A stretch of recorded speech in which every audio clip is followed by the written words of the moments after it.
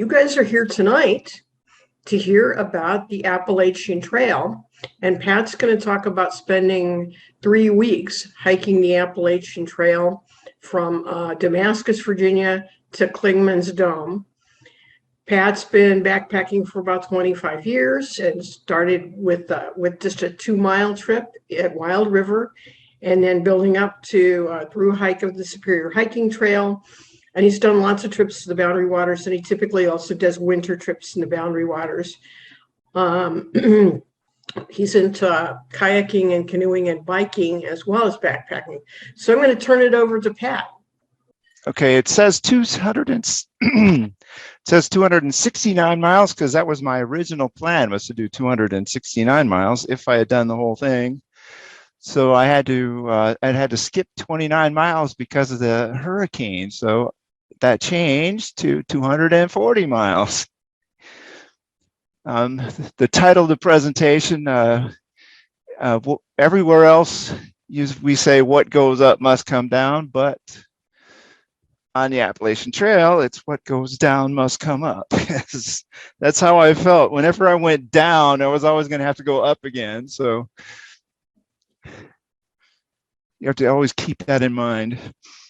For this presentation, I have 4 sections to it. There's the gear planning, the food preparation, the navigation and logistics, and then the actual hike. And I've got a bunch of pictures and slides for that. So for gear planning, I have 8 categories of gear. What to wear, shelter and sleep, the kitchen, the toilet, of course, hygiene, electronics, the spare clothes, and then emergencies gear. I used a site that's awesome. It's out there that's free. It's called lighterpack.com, and I'll show you what that looks like here, if I can bring it up.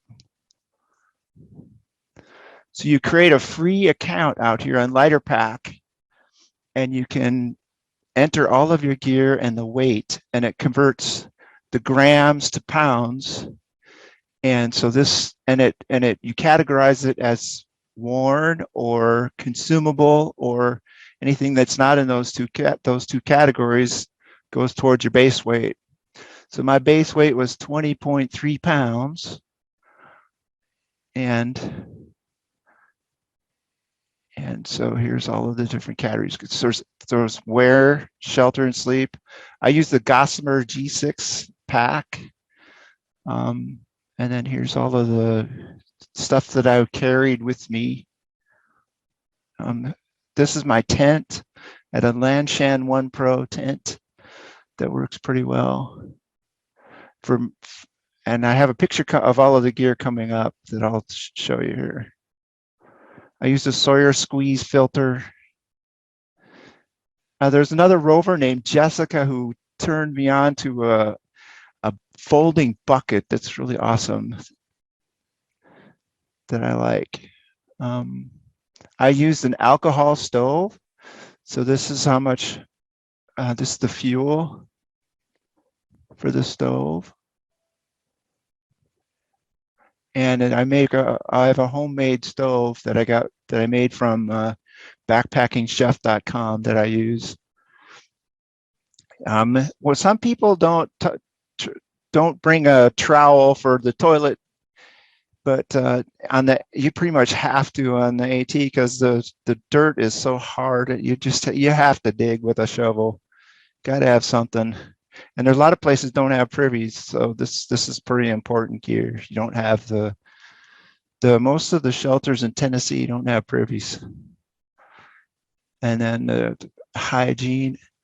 I have brought bug juice, but I never used it, and I didn't use the sunscreen. So because you're always in the shade pretty much. For my battery pack, there's an Anker battery pack. It worked pretty well. And then I kept my phone on airplane mode the whole time, and I used my watch for a alarm to wake up, so then I could turn off my phone at night. I didn't have to use it for an alarm, and that worked pretty well. And then at the end of the day, I'd have like 50% of my battery left, and I could charge up the battery, charge up the phone with my battery pack. I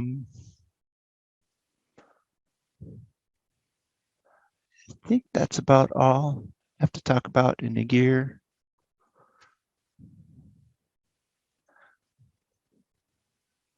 So next I have there's a picture of all of my gear. So here's my pack, and then my shoes. My trekking poles are in this bag. It's just I have a cheap pair of trekking poles. They were $30.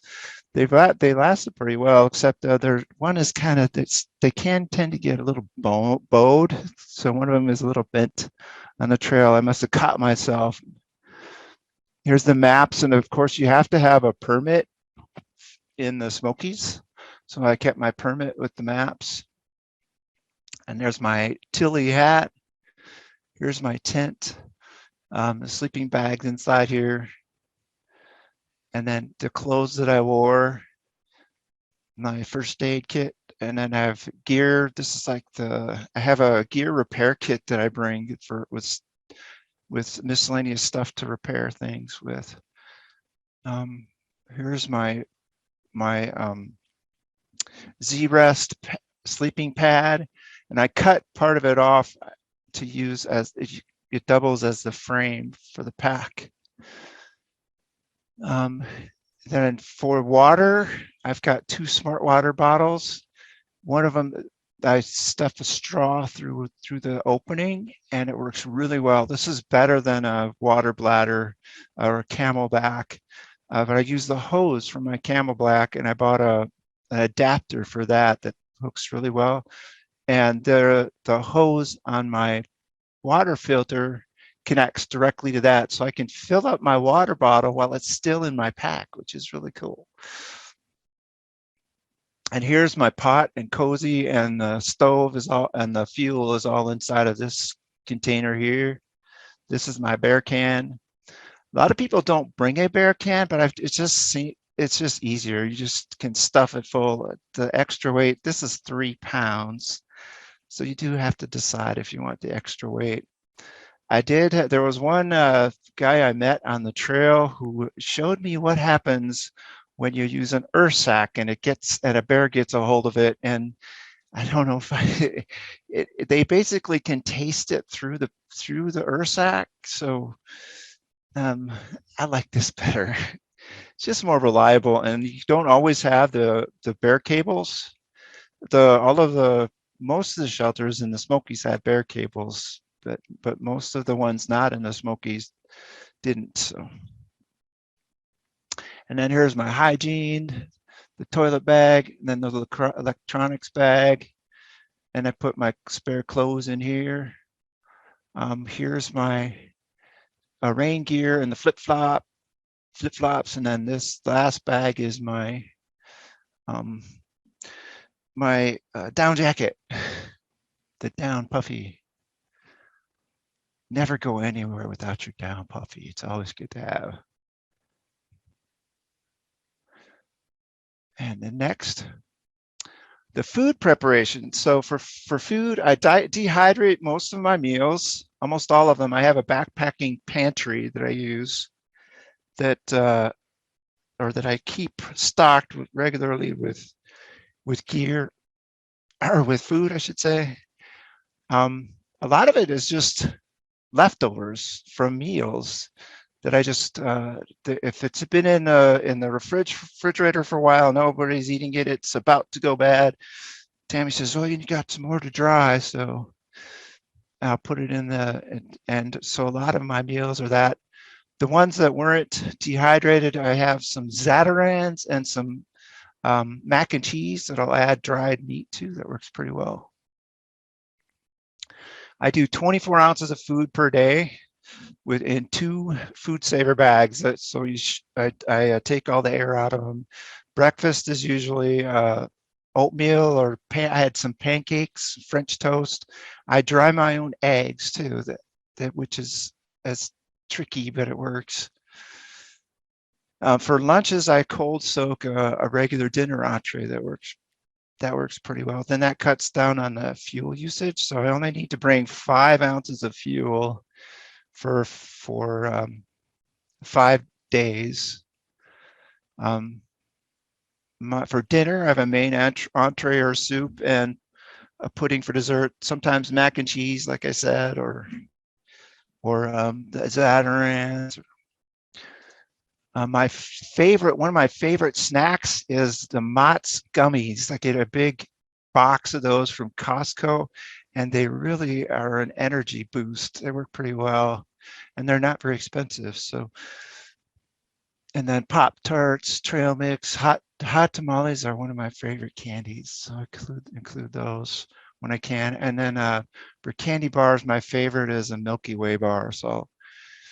But when I do the meal preparation, it's kind of funny. I have the whole counter in the kitchen covered with all of these jars, and I'm okay. What do I want to have next? And I'll pack a bag, and it's a lot of work. 21 days. It took me a long time to do. And then I also pack up my own vitamin packs. So I'll put and I do those in the food saver too, with the vitamins that I take these in the morning and these at night. Sometimes I forget and I have them both in the morning. Now I pack each food box with 5 or 6 days of food. So I had 3 boxes with 5 days and 1 with 6 days. That's how you get to 21 days. I put a cardboard divider in the bear can to separate the days because the bags don't fit very well. There's a lot of dead space if I just put the bags in the can. So I empty the bags into the can and put a divider in for each day. So that's what I do at each of my resupply points. And like I said, I have a backpacking pantry in my kitchen that I keep everything. I don't like the freeze-dried meals. A lot of people do those. And in fact, a lot of the thru hikers don't do what I do. They don't have these pre-packaged meals, dehydrating and that type of thing. You can get a shuttle from the hostels to town and they'll buy the meals for their next 5 days or for each stop that they make. That works well, I guess, too, if you want to do it that way. So here, this isn't an actual picture of I stole this picture of my meals. I stole this picture from the backpackingchef.com, but I do the same kind of thing where I shrink wrap the bags and I put a paper towel that has what's in the bag. And then these are the boxes that I packed, and I put a sticky note on the box that has when it needs to be mailed, and then I've addressed each box so that my wife could easily just go to the post office and drop it off. And so she was sending my meals for me. And there's only 3 here because the 4th one is in the bear can. That went into my luggage.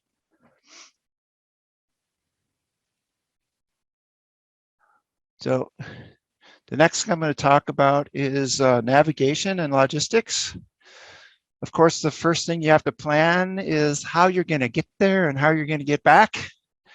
And so I happen to have a brother who lives in DC who drove me to the trailhead.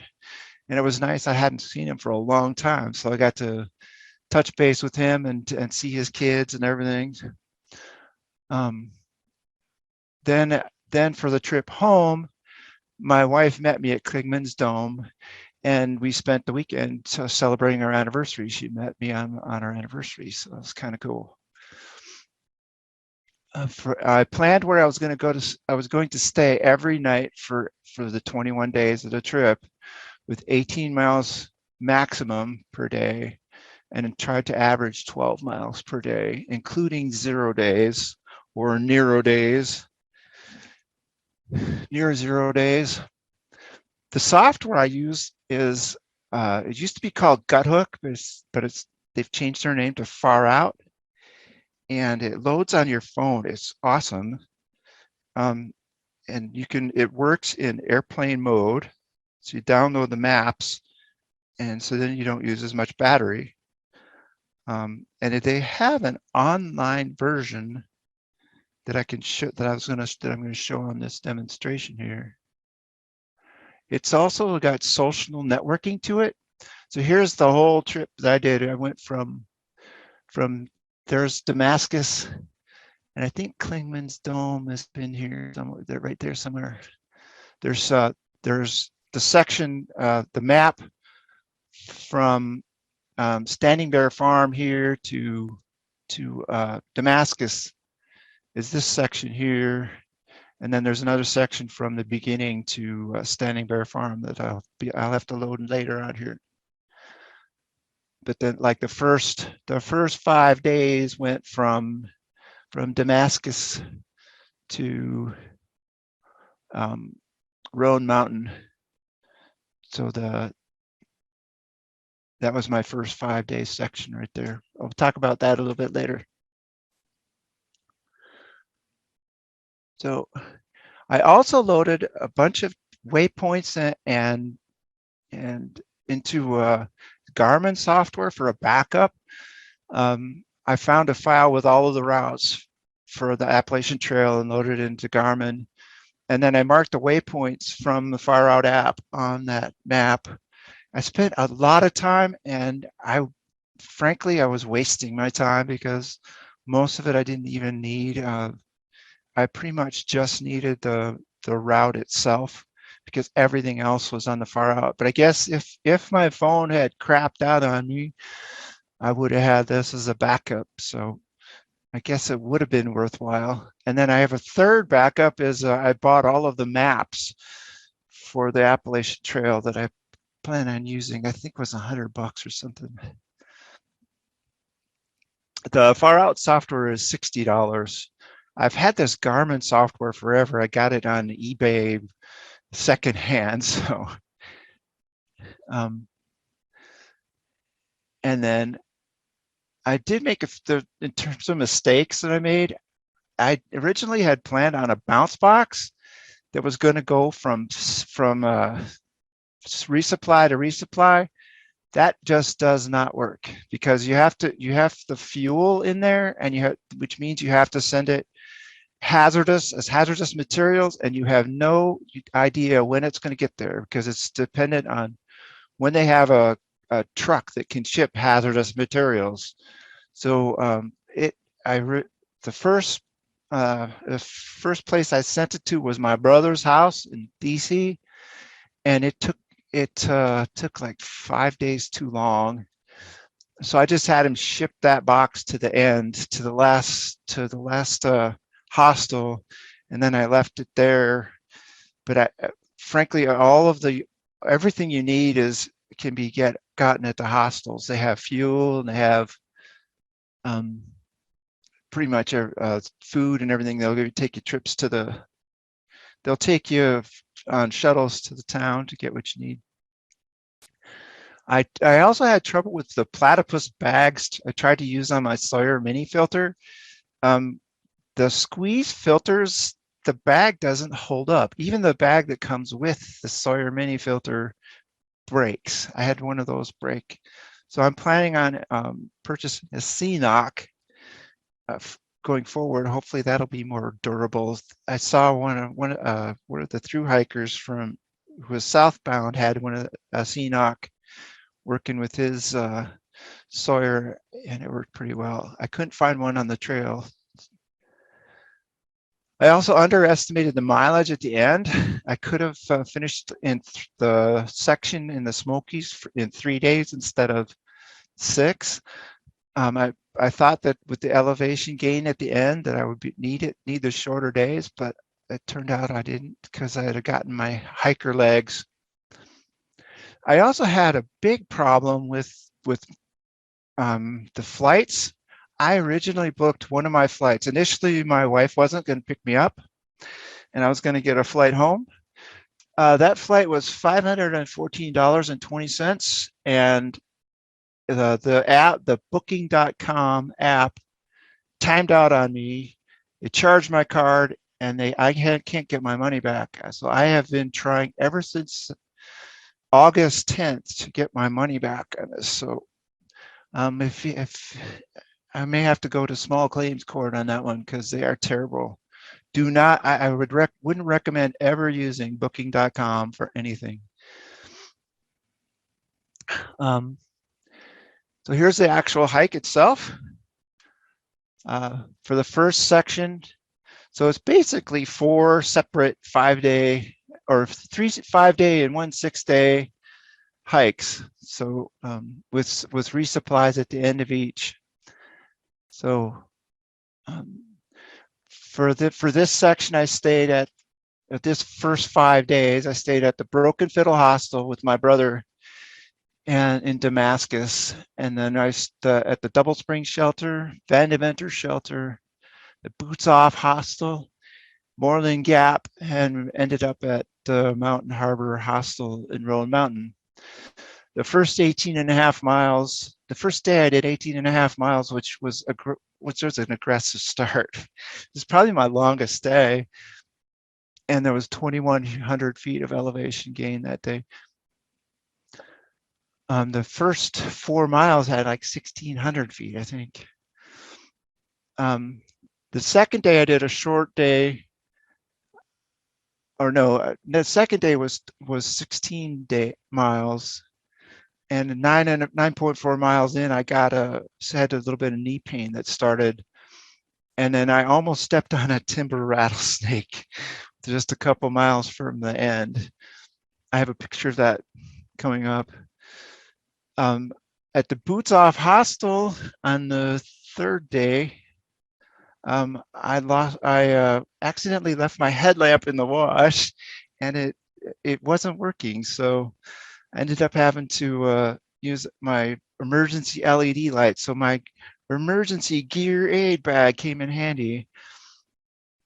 And because I had that LED light, there was 4 scary red eyes that were looking at me early in the morning as I hiked the next morning at the Moreland Gap.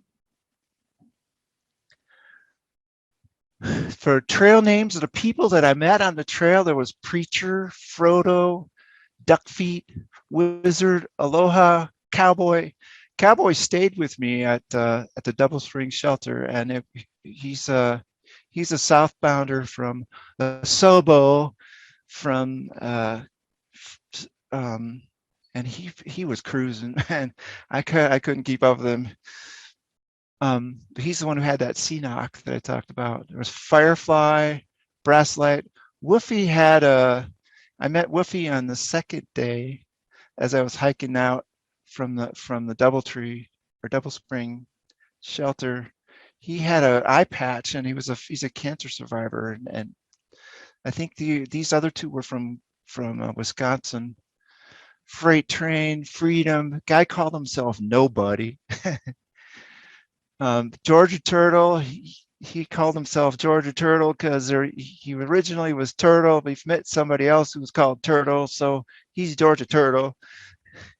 Grumpy, Captain Ron, and Boxcar were at the Boots Off Hostel, and then Dirty stayed with me at the Moreland Gap with his friend. And then there was M&M, was a lady I met on the way to that Moreland Gap. This section was 76.3 miles total. So that was my first 5 days. And I'll bring up some pictures here. So that's a picture of the sign in Damascus that marks the arrival to Damascus. The northbounders would see this. I'll bring up the pictures here.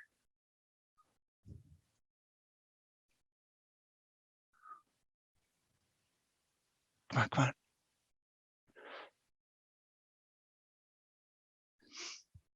So Damascus to Mountain Harbor Hostel. Here's another map that shows the section, the first 5 days. I stopped, the Double Spring Shelter is about here, And then the Van Deventers is about here. And then Boots Off Hostel is right about here.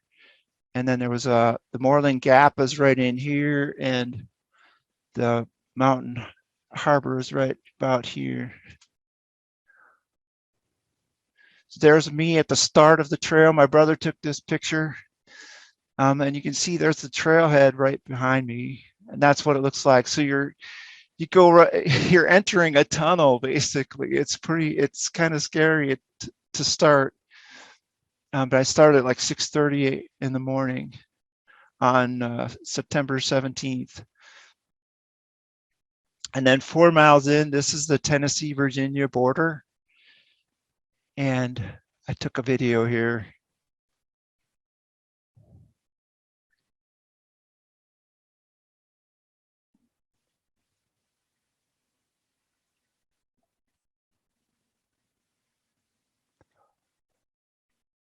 I don't know if you can hear that. It says it's having some audio troubles.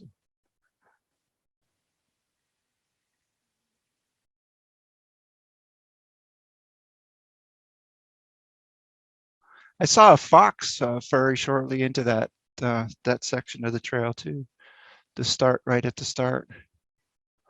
And then this is at the Abingdon Gap shelter where I had lunch. That was 10 miles in.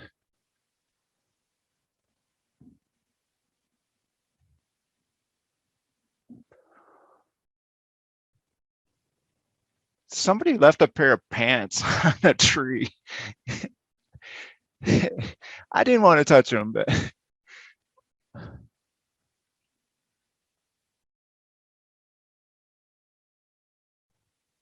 so yeah, there was a lot of distance between water there. And then here's a shelter that basically is not usable. It's just, that was the McQueen shelter. That was the next shelter after that.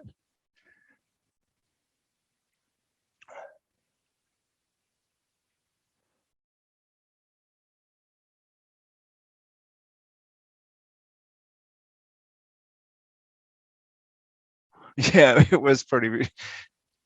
It looks like it's about to fall over. Looks like it's about to fall over. Here's some more pictures. I didn't take any pictures at Double Springs Shelter, but so here's the pictures the next day. So there's a really awesome pasture with views of you can see the fog going into the valley. It was really nice. Then here's a panorama picture of that pasture. And you can see the fog and the clouds in the valley there. Here's an interesting memorial to a guy named Nick Grindstaff, who was a hermit on the trail, and he lived pretty much on the trail. And you can't see it, but this is the writing on the headstone says, "Lived alone, suffered alone, and died alone." Okay. I don't think anybody should ever have that on their tombstone. I guess that describes what he was. He was off on his own. He's probably like your crazy uncle that living on his own, but he lived from 1851 to 1923. Here's some more pictures.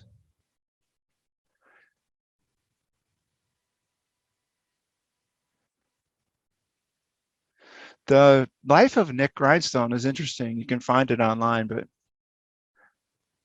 here is that snake that I almost stepped on. When I first saw him, that head was right next to my feet, right in front of my feet. So it would have been bad. I think I was lucky too that it was cold.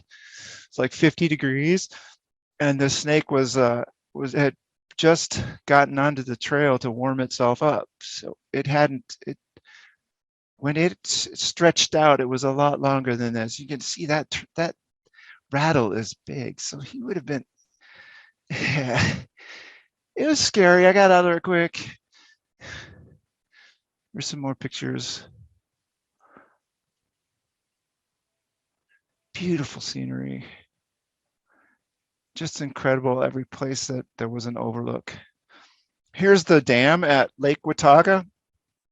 And so you can see that. I guess I can show a little bit here too about where I was. So there's Lake Watauga. So the dam is right in here. Right in here. And the water goes underground, and there's a power plant right there. So that's where you can see there's the power plant. And there's Lake Watauga, the view from the trail. It's beautiful. There's a picture of the Boots Off hostel. So I stayed in a bunkhouse that's on the other side. These are the cabins here. And then the next day, there's the one of the streams. I think it was a Laurel. Let's see, that would be right in here, because Boots Off Hostel is right in here. And then this hike here was pretty strenuous, going up Pond Mountain Wilderness.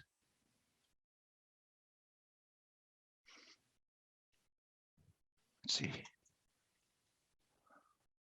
I didn't take any pictures from Pond Mountain. This would have been after Pond Mountain, I believe.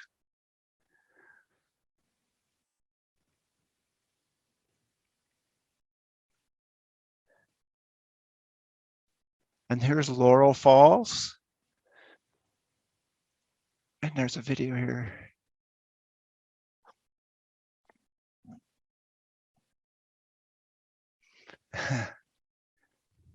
I'm taking too much time here. This is called a laurel plant, and I like to call it a spigot plant because these leaves work awesome for redirecting water at the resupplies. Or most of your water, not resupplies, the water sources are springs. So you can stick one of these in the spring and get it to fill your bag. This is some more views. There's the Moreland Gap Shelter.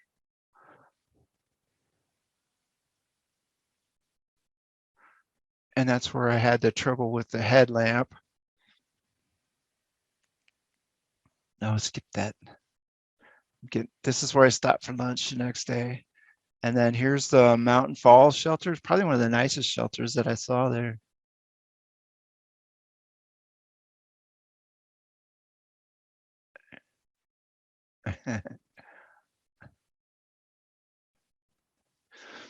There was when you talk about the Far Out app has got kind of a social networking element to it, and somebody posted that they saw a mountain lion here, so they didn't stay there. I didn't see a mountain lion, so that's good. And this is the actual falls.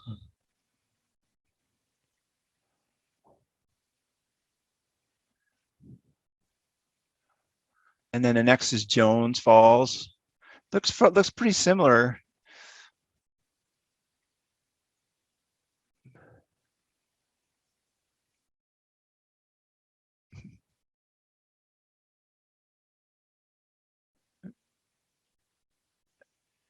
And then here's a goldenrod.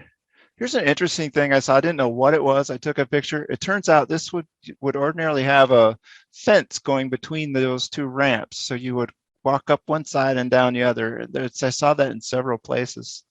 So that's the first section of the trail. The next section is from Mountain Harbor to Nature's Inn. Another 5 days.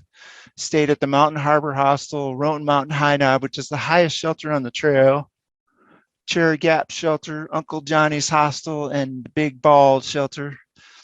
I took a 0 day here to wait out a storm and to enjoy it. They have an awesome breakfast buffet here. Like it is to die for. It's just awesome. I highly recommend. This is probably one of the best hostels on the trail. I've seen it recommended by a lot of people. And you stay in a room which is a bunch of beds, so they're not just bunk beds. The weather got colder on this section. There was frost even on the when I hiked out of here. Roan Highlands had a lot of trail sprawl because it's crowded and the people walk all over. So, but that's probably what the reason is. It's one of the most scenic parts of the trail. For trail names of people that I saw, I met a guy here named Too Tall. I got his contact information. One of the ladies working here is called herself Trail Mix. Beetle was what stayed with me at the Roan Mountain High Knob. Ahab was hiking on the trail. This dude had it was like his workout, his weekend workout. He said was hiking that section of the trail. Wilberforce was what they call a flip flopper. He started in Damascus and went north, and he was about to finish at Damascus. So he went north to Maine, then he went all the way to the end and hiked north to Damascus, and he was getting close to his end. Big Sugar, Two Tone, Bruiser, Mama Mantis, they were all together. Dandelion. Mountain Goat was the guy I met at Uncle Johnny's hostel. He was a talker. He had a lot of information to share. Flintlock, Doolittle and Diplomat were a couple. She had broken her teeth like in Virginia, and she had to exit the trail, get them fixed, and then they started again at the beginning, and they were also almost to the end.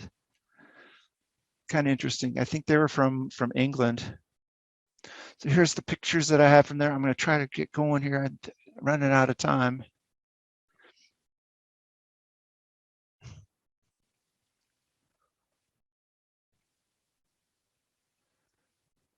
So here's the section that I went from Roan Mountain to Flag Pond, Tennessee, where the Nature's Inn is, and then the Roan Mountain High Knob is right here.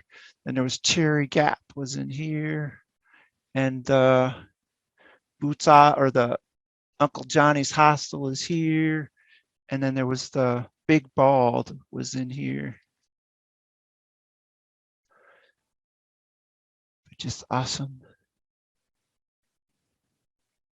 Here's the trail to Hump Mountain, the first one of the big bald. When I talk about there's interesting geology along the Appalachian Trail. They don't know why these balds are there.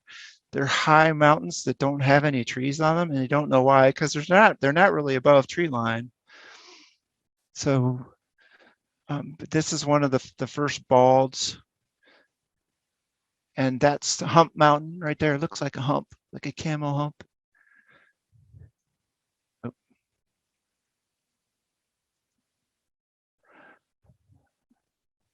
Hump Mountain.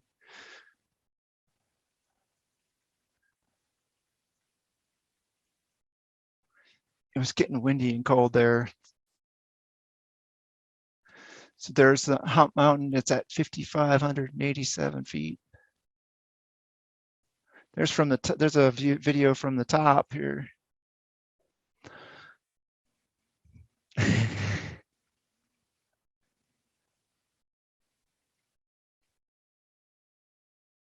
I didn't do a panorama from there like I did some of the other places, but I took a picture in almost all directions. Don't know what that smoke was, but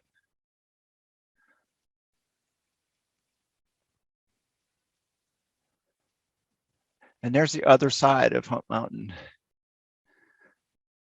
It's the other side of Hump Mountain. There was Big Hump and Little Hump. And there's from Little Hump. pictures from Little Hump. But that's the Over Mountain Shelter, which is the oldest shelter on the trail. I didn't get a close-up picture of that, but I did take a picture from it. And there's an interesting story of the Over Mountain. Here's the Over Mountain Brigade, or the Over Mountain men. This is during the Civil War. They had a battle that they fought at this location. So it's kind of cool. There's the route that they took. And then next after that was Jane Bald. And this is leading to Jane Bald. I took a video of Grassy Ridge Bald.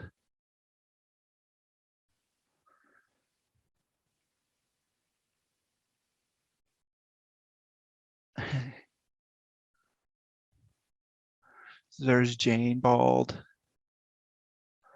And the next was that's Round Bald. There's a panorama from Round Bald. I didn't take a picture at the Roan Mountain High Knob shelter. This is the next morning after that was probably my hardest section. There was the hike to the Roan Mountain High Knob shelter, and it wasn't it was kind of gloomy there, so that's why I didn't take a picture. But this is at the Cloudland Hotel. There is the hotel and everything is gone, but there's a kiosk there. I guess there's a chimney from it. But this is a kiosk there that they describe, and they recommend camping here. It's like nicer than the shelter. So then here's the views after that. Just beautiful. The leaves aren't quite peaking yet, but in these pictures, and that's the Cherry Gap shelter. I guess I don't need to talk. That's just me telling you about the shelter. This is an area called the Beauty Spot that's not too far from Uncle Johnny's. And it is a beautiful spot. This is a shelter that, not a shelter. So it's what's left of a house of somebody who lived on near there. I don't have the details of that yet. Here's the Maple Gap shelter. And there's a little turtle that I saw on the Nolichucky River, the path or the trail next to the Nolichucky River had a turtle. I moved him out of the trail so he wouldn't get stepped on.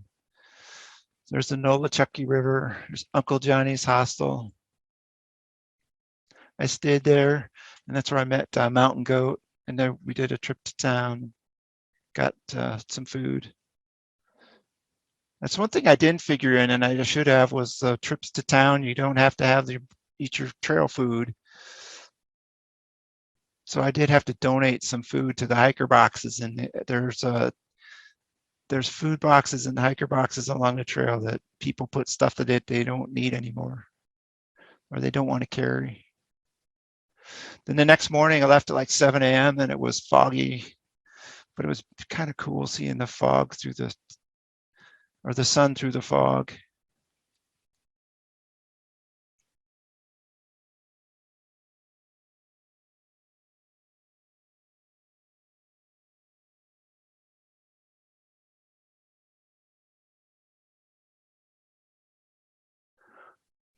So then, yeah,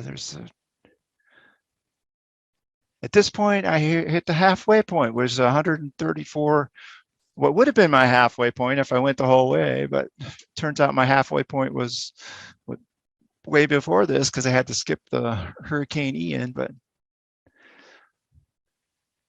And here's some more beautiful views. Now this is the view from, I got up early on to see the sunrise on Big Bald. It's the highest of the balds that I went through. And it's all windy and cold, and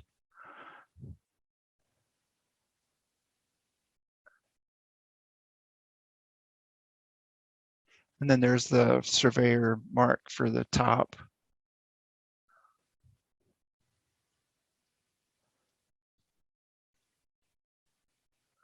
So that's the end of that section. And from there, I had them pick me up. The Nature's Inn hostel picked me up for a ride to, and I stayed in this cabin right here for the next section from Nature's Inn to Standing Bear Farm. I stayed in the Nature's Inn, Jerry Cabin Shelter, Spring Mountain Shelter, and the Laughing Heart Hostel. I had to move fast because I was trying to beat the hurricane. I took a shuttle from Laughing Heart Hostel. It was $85 to go from Laughing Heart Hostel to Standing Bear Farm to avoid the hurricane. So I waited out the rain. Took a 0 day. I met a guy named Goldilocks here. Called himself Goldilocks. I guess he's just right? Vinci. Mr. Ed was hiking on the trail. A guy named Mr. Ed. Brock. Florida man was trying to break some record. I don't remember what it was. Some kind of and the Neds were these guys I met at the Jerry Cabin Shelter. They had a fire going for me when I got there, which was awesome. And I didn't even know they had fireplaces in the shelters until I got there, and it was a pleasant surprise. And then there was Vortex. He showed me what happens when an ursac gets bit by a bear. Advil and Finn were two people that I saw just before I got to Hot Springs towards the end. There's a 45-mile section total, this section. Oops. And I'm going to have to go quickly through these pictures. I'm out of time here. So I went from Jerry's cabin was about here. I think the Spring Mountain Shelter was about here, and then here's the Hot Springs, and then I skipped this section to Standing Bear Farm. So here's some more pictures. Just awesome. That's the first shelter I saw in this section of the trail.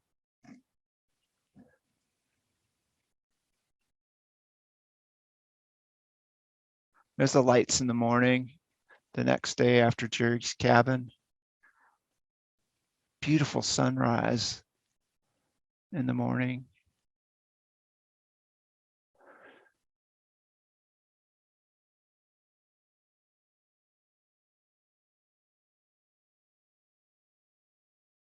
There's Howard's Rock. It's a monument to a guy who was a trail builder on the trail.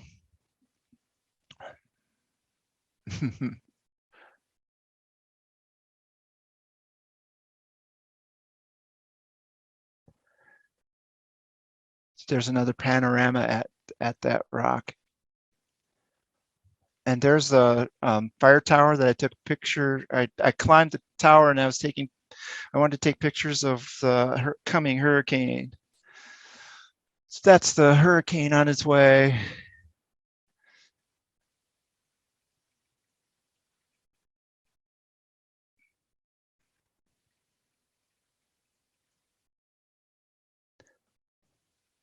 And I forgot to mention that headlamp was given to me by a trail mix at the Mountain Harbor Hostel. She was able to find a headlamp in the hiker box to replace the one that had gone through the wash. Here's some more views. There's a Hot Springs, the overlook to Hot Springs. Now that's the I can't for the life of me I can't that river name is, I keep forgetting it. It's the river that goes through Hot Springs. There's a Laughing Heart Hostel, the picture that you see when you get to the hostel.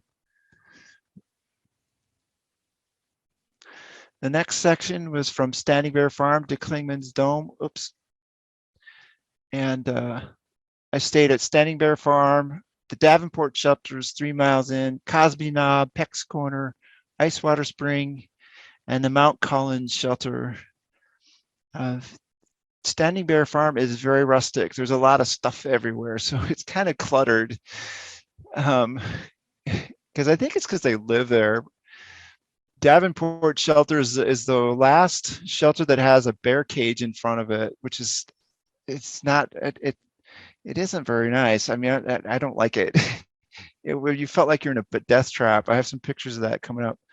Mousetrap was a lady who got her name was Karen when I first met her, but she had a mouse in her sleeping bag, so they call her Mousetrap. The second day of this section was spent hiking through a very localized fog and rain. It wasn't even in the forecast, so it was kind of interesting. The mountains can make their own weather. I was stopped by a trail runner near Newfound Gap who said, you do need to make sure you stay on your permit because they have trail runners, and he caught me. He could have given me a fine, but he just helped me adjust my permit. I wasn't staying at the right shelters, so because like I said, I had underestimated the mileage.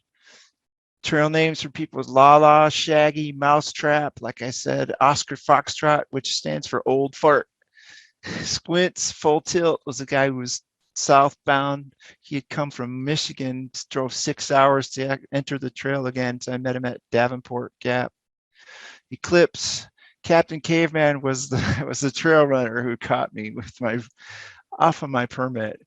But this was 43.1 miles for this section, so the total was 240.5 miles. This is a statue here that you see that's in at the Standing Bear Farm hostel. So I'll show you next is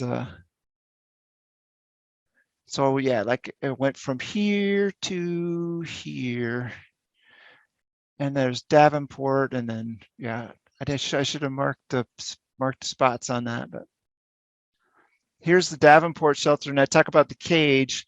So all of the shelters used to have this cage in front of them, but they took them off because people were feeding the bears through the cage, or that when a bear came, they would just go in the cage and let the bear eat all their food. So it didn't work out well.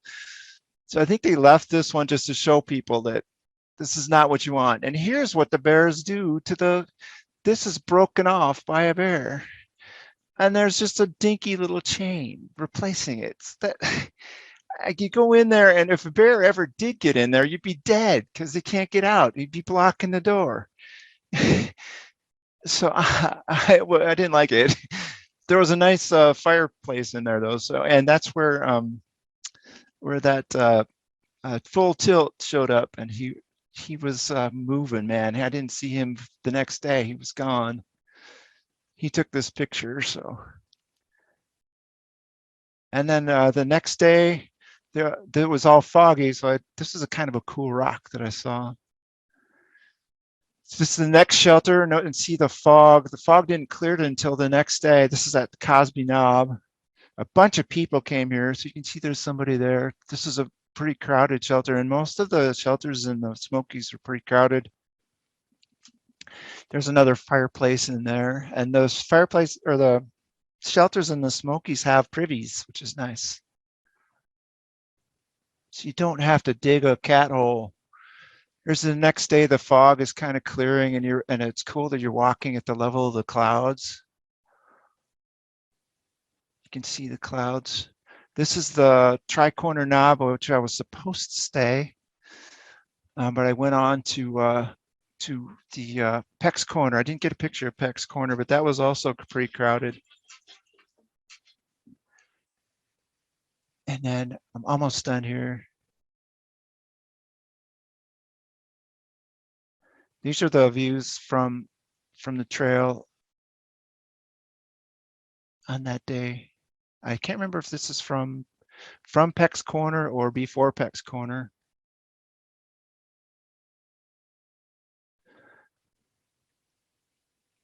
It's hard to tell. This is a place where there's an awesome view. It's called Charlie's Bunyan. So this is supposed to look like a bunion, I guess. But you hike out on there, and there's really cool view from there.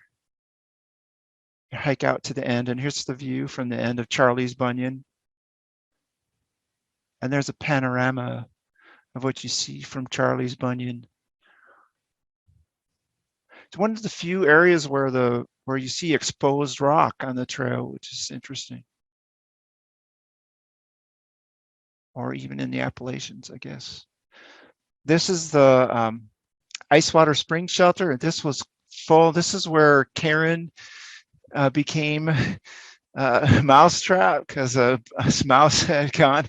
Now that's one thing, one feature of all of these shelters, they all have mice. You can hear them. So if you're queasy about mice, you probably want to sleep in your tent instead. I didn't have problems with any of the mice getting into my bag or anything because I didn't really have any food in the bag. So I think that's the key. I stayed in a tent here because, again, I was off of my permit. If I had my permit, it probably would have been full. I probably wouldn't have been able to stay here. I did get my permit pretty early. And then here's the next day I hiked to Mount Collins, and that's where I met the Captain Caveman who fixed my shelter, and then fixed my permit.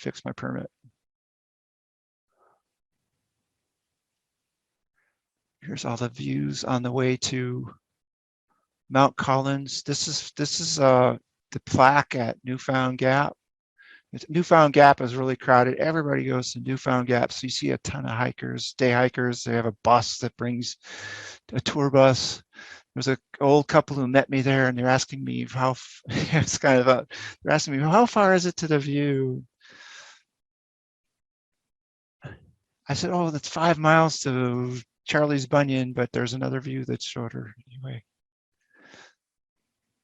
This is the Indian Gap Road, which you see along there. That's kind of interesting. There's a historical road that was used. There's a trail that goes on that intersects with the Appalachian Trail. Here's what the typical water supply looks like. There's a spring, and you would put one of those leaves right in that hole there, and then you could fill your water. There weren't any here, so I was able to fill with the pool below with a scoop. And there's me at the end. This is just to the left of here is Clingman's Dome. And there's two guys that I met at the Mount Collins shelter. This guy was doing his internship. He's a doctor in Alabama, and he was getting married the next week, so it's kind of cool. We gave them a ride back to Newfound Gap, and they hiked back to Mount Collins. That was their trip for the weekend. I guess it's kind of like a bachelor's party, I guess, huh? And then this is the view from the top, from Clingman's Dome. And there my wife met me in the trail. She picked us up with a rental car, and we drove those guys back to Newfound Gap.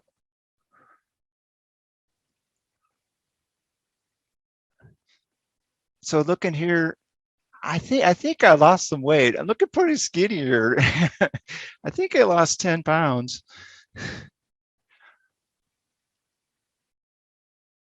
But here's some more of the views from the top.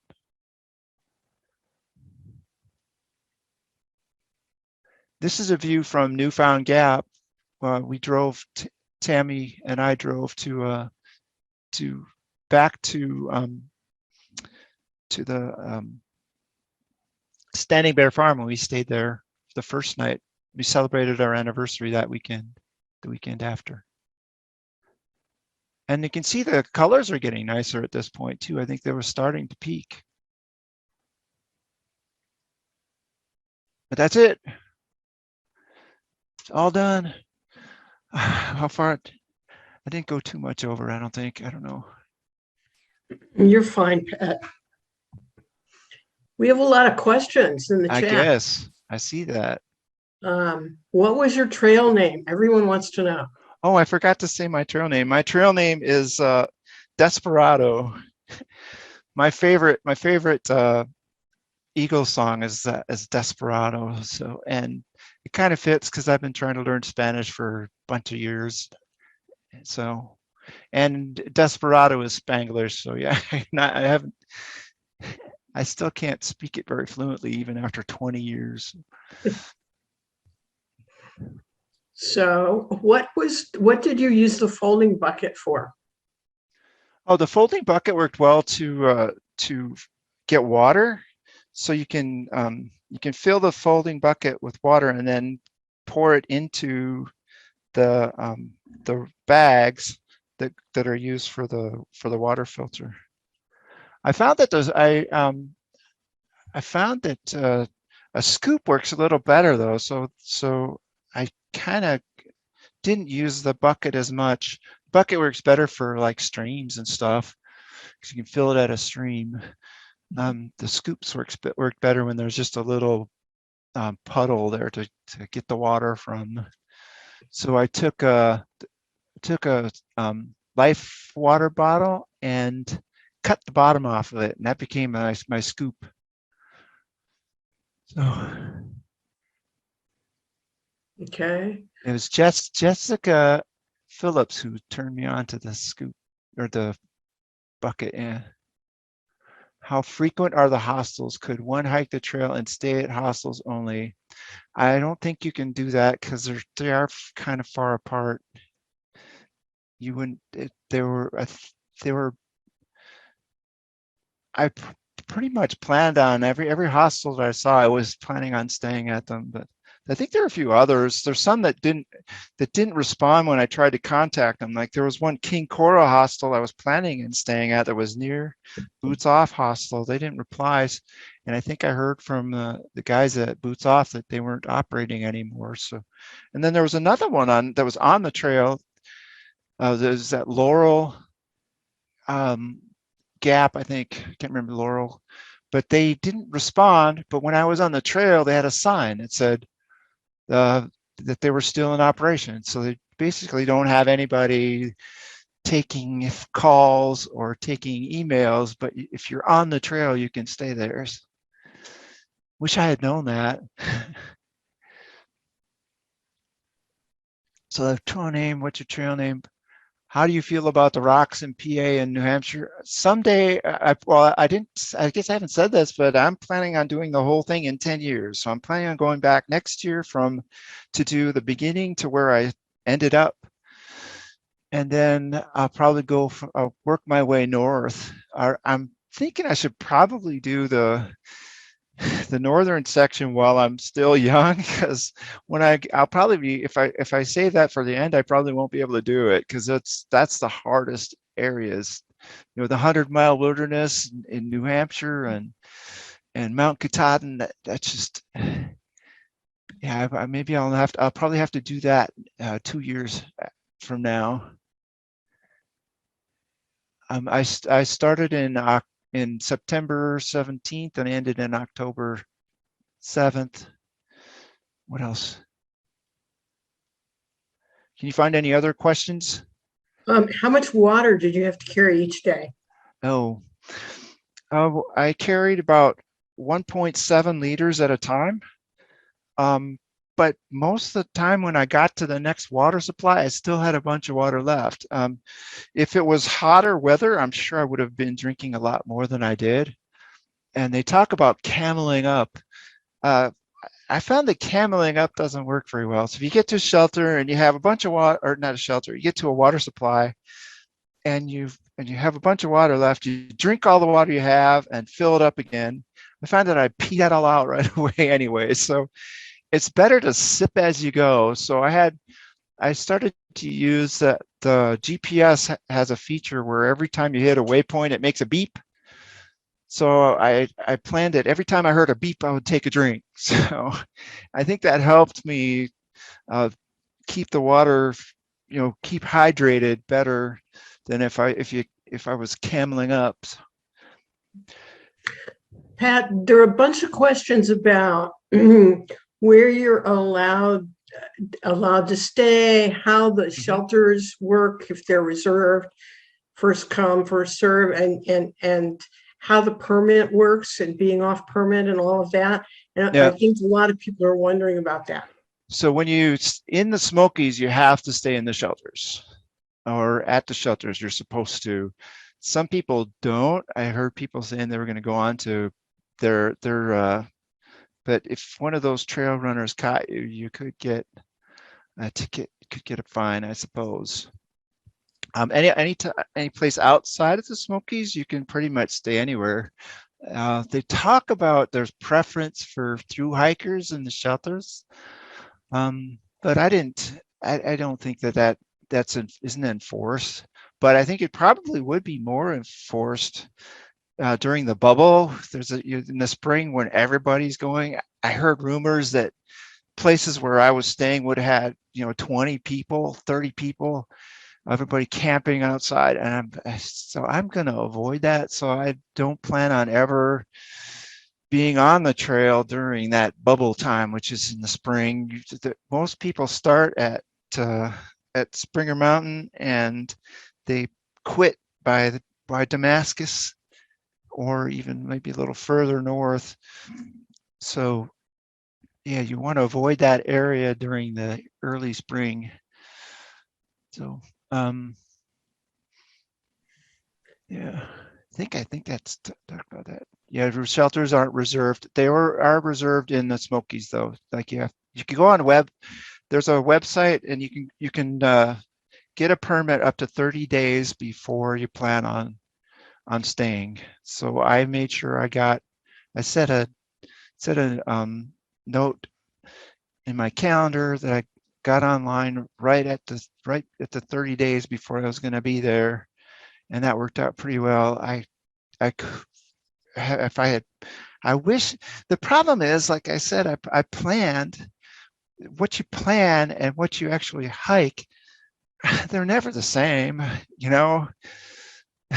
and it seems unfair that you can get a through hiker's permit where you can stay in any of the shelters, but the rule says you have to start 50 miles before the Smokies and end 50 miles after the Smokies.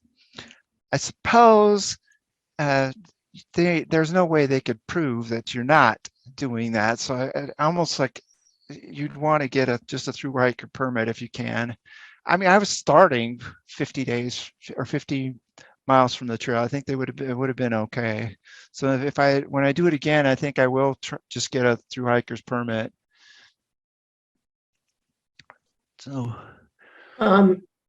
another question, there's no one in the pictures with you. Were you alone a lot? Pretty much, yeah. I did. I only stayed alone one night, but I didn't get any pictures of the people at the shelters. It's kind of weird. Yeah, I guess it looks like I did it all by myself. Yeah, like I said, the one shelter where I was alone was Van de Venter shelter. Every other shelter I had somebody staying with me. I guess maybe I felt a little weird taking pictures of other people. I don't know why, but then I'd have to get their permission to share it on this, right? The last guy said it was okay because we were giving him a ride. Let's see. I think that's it, right? I am checking. Maybe somebody has a question that they've thought of that they'd like to ask. Yeah, anybody who have any questions they want to say out loud? Is my mute on? Can you hear me? Yeah, I was kind of digging out snow here a little bit, so I missed the beginning. But if you don't mind, just mentioning how you did the food or how you handle the food. Yeah, I dehydrated all of my meals, most of them, and I put them in I had 5 days per resupply, and my wife mailed the food to me at each every 5 days, and then 6 days at the end. So I didn't do what a lot of people do, where they have a shuttle at the hostel. Some people just do that where they'll take a shuttle from the hostel and go get their food for the next section that they're going to hike. So, Oh, so the hostels have food, huh? Oh, that's good. well, the hostels don't have the food. They'll give you a ride to town where you can get your food. So you would go to the grocery store and get the food that you need. The problem with that though is a lot of those grocery stores, they know the food that is that hikers buy, and they jack the price on those. So so that's the downside to doing that.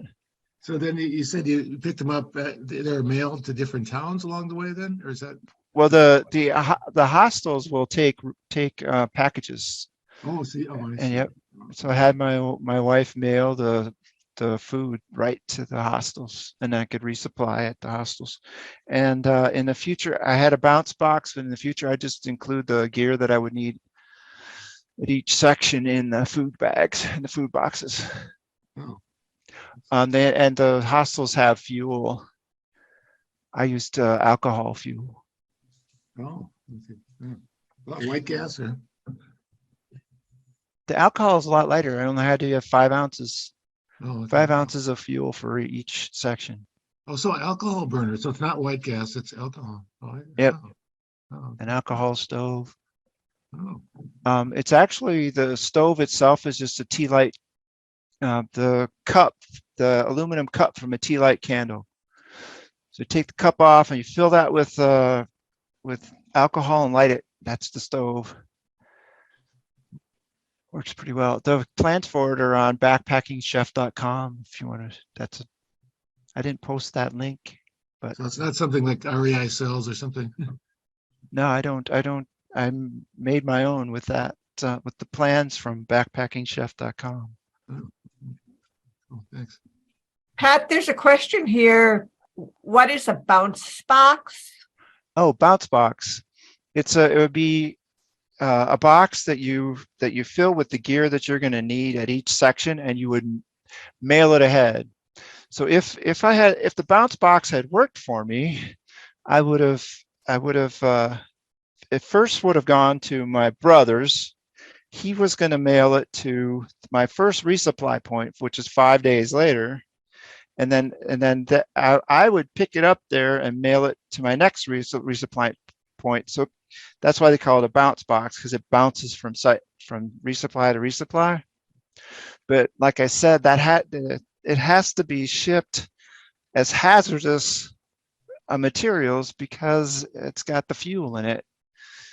So I guess I could do the bounce box next time, as long as I didn't put the fuel in, and you can get the fuel at the hostels. That's maybe what I'll do next time, just because if you put the supplies in with the food, what do you do if you don't need it? You know, that's a problem with that. I would have to carry the gear with me on the trail that maybe I don't need. So it'd have things that little things that you would need to resupply your pack, maybe like spare batteries or things like that, or toothpaste, a big toothpaste tube. Pat, Allison is dying to know about the gummies and what brand they were. Oh, the Mott's gummies. You can buy a big box of them. And I could go get the box if I got it. So I use them at home. I just love them. I snack on them all the time. So, and they do work really well. And some people talk about the Cliff Blocks or those kind of things. I think they're the same stuff. It's just sugar, It's something to, but they work really well. And what was your pack weight? Oh yeah, I can bring that up quick. Again, I get my lighter pack website here.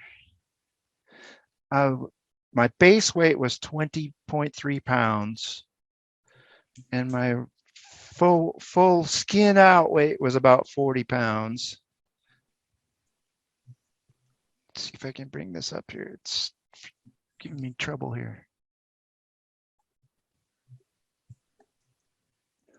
Here we go. I'm still sharing, right?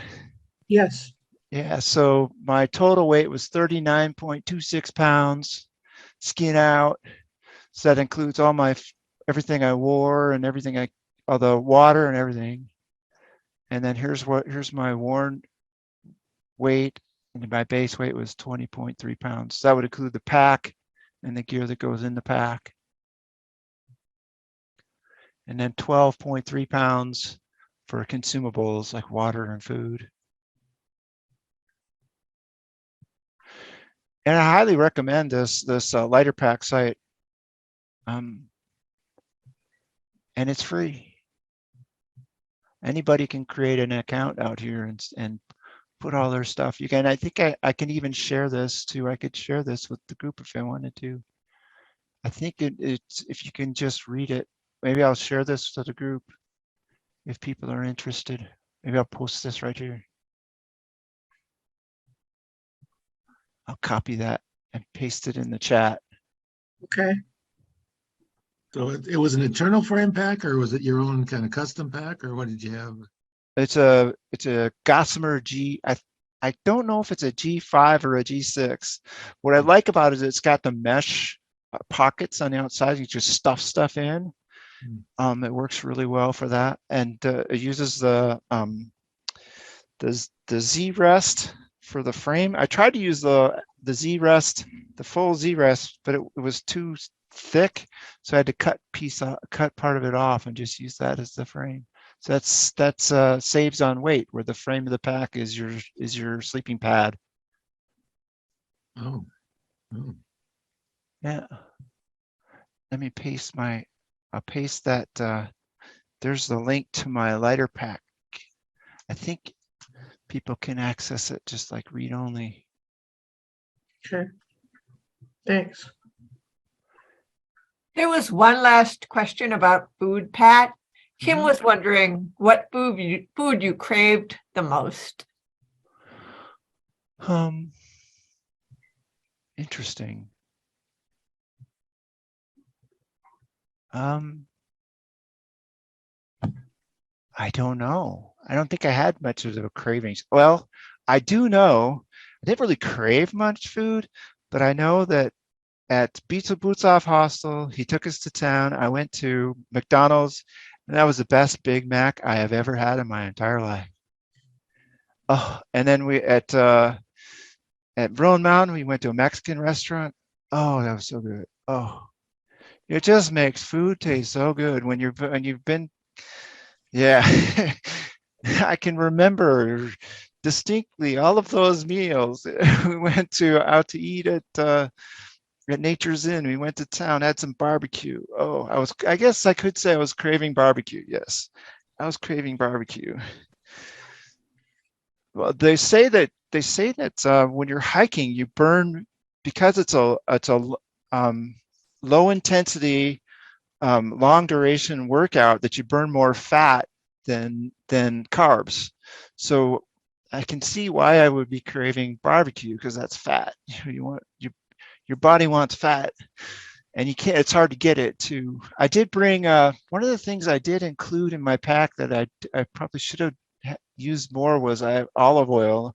I put a little bottle of olive oil, although it kind of broke open in one of my resupplies, so that didn't work out well. I needed to tape it shut better. So, but that's a good way to add fat to your. And fat is dense. It's calorie dense. It's the most dense. It's 9 calories per gram, so it's good to bring. Well, thank you, Pat. Thank you for your sharing everything.